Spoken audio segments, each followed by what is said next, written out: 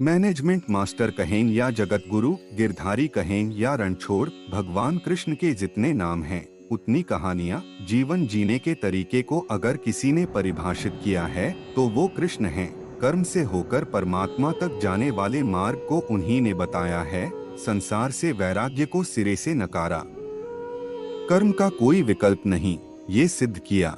कृष्ण कहते हैं, मैं हर हाल में आता हूँ। जब पाप और अत्याचार का अंधकार होता है तब भी, जब प्रेम और भक्ति का उजाला होता है तब भी, दोनों ही परिस्थिति में मेरा आना निश्चित है। वैसे तो कृष्ण का संपूर्ण जीवन ही एक प्रबंधन की किताब है, जिसे सैकड़ों हजारों बार कहा सुना जा चुका है। कुरुक्षेत्र में दो सेनाओं के बीच खड़े होकर भारी तनाव के समय कृष्ण ने अर्जुन को जो ज्ञान दिया वो दुनिया का श्रेष्ठतम ज्ञान है। गीता का जन्म युद्ध के मैदान में दो सेनाओं के बीच हुआ। जीवन की श्रेष्ठतम बातें भारी तनाव और दबाव में ही होती हैं। अगर आप दिमाग को शांत और मन को स्थिर रखने की कोशिश करें तो सबसे बुरी परिस्थितियों में भी आप अपने लिए कुछ बहुत बेहतरीन निकाल पाएंगे। ये कृष्ण सिखाते हैं। गीता पढ़ने से पहले अगर इसी बात को समझ लिया जाए तो गीता पढ़ना सफल हुआ। कृष्ण का जीवन ऐसी ही बातों से भरा पड़ा है। जरूरत है नजरिए की। उनका जीवन आपके लिए माइथोलॉजी का एक हिस्सा मात्र भी हो सकता है और आपका पूरा जीवन बदलकर रख देने वाला ज्ञान भी। आवश्यकता हमारी है, हम उनके जीवन से लेना क्या चाहते हैं। कृष्ण मात्र कथाओं में पढ़ा या सुना जाने वाला पात्र नहीं है, वो चरित्र और व्यवहार में उतारे जाने वाले देवता हैं। कृष्ण से सीखें कैसे जीवन को श्रेष्ठ बनाया जाए। 10 बातें हैं जो अगर व्यवहार में उतार ली तो सफलता निश्चित मिलेगी। शुरू से अंत तक जीवन संघर्ष ही है। कारागृह में जन्मे कृष्ण पैदा होते ही रात में यमुना पार कर गोकुल ले जाया गया। तीसरे दिन पुतना मारने आ गई। यहाँ से शुरू हुआ संघर्ष देह त्यागने से पहले द्वारिका डुबोने तक रहा। कृष्ण का जीवन कहता है, आप कोई भी हो, संसार में आए हैं तो संघर्ष हमेशा रहेगा। मानव जीवन में आकर परमात्मा भी सांसारिक चुनौतियों से बच नहीं सकता। कृष्ण ने कभी किसी बात की शिकायत नहीं की, हर परिस्थिति को जिया और जीता।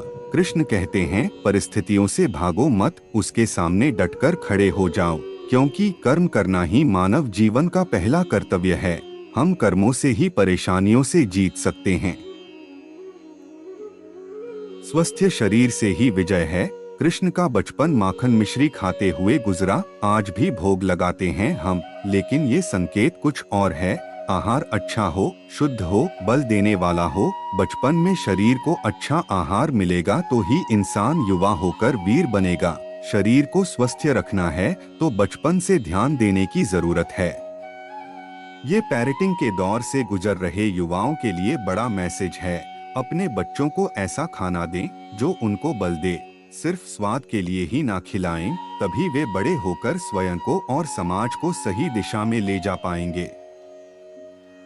पढ़ाई किताबी ना हो, रचनात्मक हो।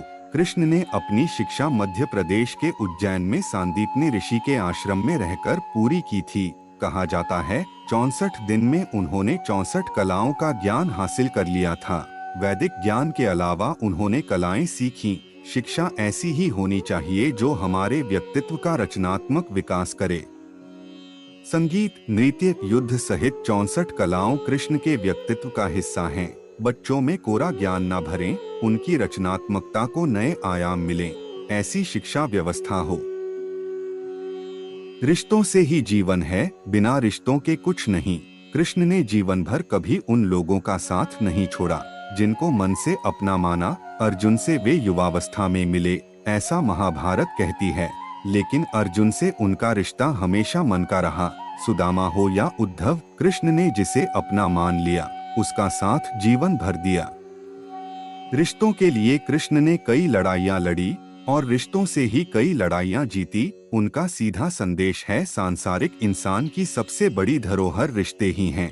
अगर किसी के पास रिश्तों का थाती नहीं है तो वो इंसान संसार के लिए गैर जरूरी है। इसलिए अपने रिश्तों को दिल से जिएं, दिमाग से नहीं। नारी का सम्मान समाज के लिए जरूरी। राक्षस नरकासुर का आतंक था, करीब 16,100 महिलाओं को उसने अपने महल में कैद किया था। महिलाओं से बलात्कार में उसे सुख मिलता था।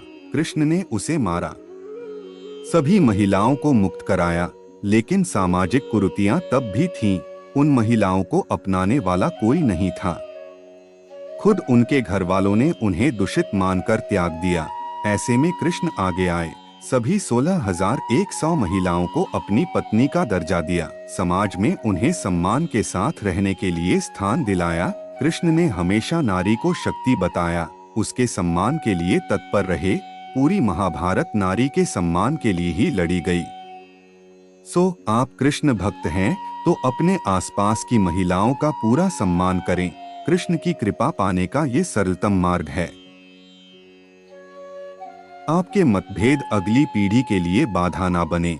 कम ही लोग जानते हैं कि जिस दुर्योधन के खिलाफ कृष्ण ने आजीवन पांडवों का साथ दिया, उसकी मौत का कारण भी कृष्ण की कूटनीति बनी। वो ही दुर्योधन रिश्ते में कृष्ण का समधी भी था।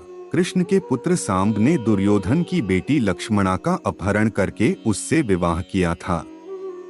क्योंकि लक्ष्मणा सांब से विवाह करना चाहती थी, लेकिन दुर्योधन खिलाफ था। सांब को कौरवों ने बंदी भी बनाया था। तब कृष्ण ने दुर्योधन को समझाया था कि हमारे मतभेद अपनी जगह हैं, लेकिन हमारे विचार हमारे बच्चों के भविष्य में बाधा नहीं बनने चाहिए। दो परिवारों के आपसी झगड़े में बच्चों के प्रेम की बलि न चढ़ाई जाए। कृष्ण ने लक्ष्मणा को पूरे सम्मान के साथ अपने यहाँ रखा। दुर्योधन से उनका मतभेद हमेशा रहा, लेकिन उन्होंने उसका प्रभाव कभी लक्ष्मणा और सांब की गृहस्थी पर नहीं पड़ने दिया। शांति का मार्ग ही विकास का रास्ता है। कृष्ण ने महाभारत युद्ध के पहले शांति से समझौता करने के लिए पांडवों और कौरवों के बीच मध्यस्थता की। हालांकि दोनों ही पक्ष युद्ध लड़ने के लिए आतुर थे, लेकिन कृष्ण ने हमेशा चाहा कि कैसे भी युद्ध टल जाए। झगड़ों से कभी समस्याओं का समाधान नहीं होता है। शांति के मार्ग पर चलकर ही हम समाज का रचनात्मक विकास कर सकते हैं। कृष्ण ने समाज की शांति से मन की शांति तक दुनिया को ये समझाया कि कोई भी परेशानी तब तक मिट नहीं सकती जब तक वहाँ शांति ना हो। फिर चाहे वो समाज हो या हमारा खुद का मन, शांति से ही सुख मिल सकता है, साधनों से नहीं। हमेशा दूरगामी परिणाम सोचें। महाभारत में जुए की घटना के बाद पांडवों को वनवास हो गया। कृष्ण ने अर्जुन को समझाया कि ये समय भविष्य के लिए तैयारी करने का है। महादेव शिव, देवराज इंद्र और दुर्गा की तपस्या करने को कहा। कृष्ण जानते थे कि दुर्योधन को कितना भी समझाया जाए, वो पांडवों को कभी उनका राज्य नहीं लौटाएगा। तब शक्ति और सामर्थ्य की जरूरत होगी। कर्ण के कुंडल कवच पांडवों की जीत में आड़े आएंगे, ये भी वे जानते थे। उन्होंने हर चीज पर बहुत दूरगामी सोच रखी। कोई भी फैसला तात्कालिक आवेश में नहीं लिया। हर चीज के लिए आने वाली पीढ़ियों तक का सोचा। यही सोच समाज का निर्माण करती है। हर परिस्थिति में मन शांत और दिमाग स्थिर रहे। पांडवों के राजसूय यज्ञ में शिशुपाल कृष्ण को अपशब्द कहता रहा। छोटा भाई था, लेकिन मर्यादाएं तोड़ दी। पूरी सभा चकित थी, कुछ क्रोधित भी थे, लेकिन कृष्ण शांत थे, मुस्कुरा रहे थे। शांति दूत बनकर गए तो दुर्योधन ने अपमान किया, कृष्ण शांत रहे। अगर हमारा दिमाग स्थिर है, मन शांत है, तभी हम कोई सही निर्णय ले पाएंगे। आवेश में हमेशा हादसे होते हैं, ये कृष्ण सिखाते हैं। विपरीत परिस्थितियों में भी कभी विचलित नहीं होने का गुण कृष्ण से बेहतर कोई नहीं जानता। लीडर बने, श्रेय लेने की होड़ से बचें।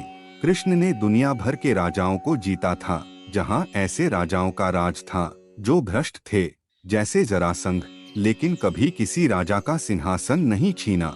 कृष्ण के पूरे जीवन में कभी ऐसा नहीं हुआ कि उन्होंने किसी राजा को मारकर उसका शासन खुद लिया हो।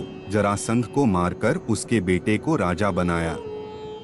जो चरित्र का अच्छा था, सभी जगह ऐसे लोगों को बैठाया जो धर्म को जानते थे, कभी किंग नहीं बने, हमेशा किंगमेकर की भूमिका में रहे। महाभारत युद्ध में भी खुद हथियार नहीं उठाया, पूरा युद्ध कूटनीति से लड़ा। पांडवों को सलाह देते रहे, लेकिन जीतने का श्रेय भीम और अर्जुन को दिया। और भी प्रेरक कहानी सुनने के लिए चैनल को सब्सक्राइब करें और वीडियो को लाइक करें और सुझाव के लिए कमेंट दें।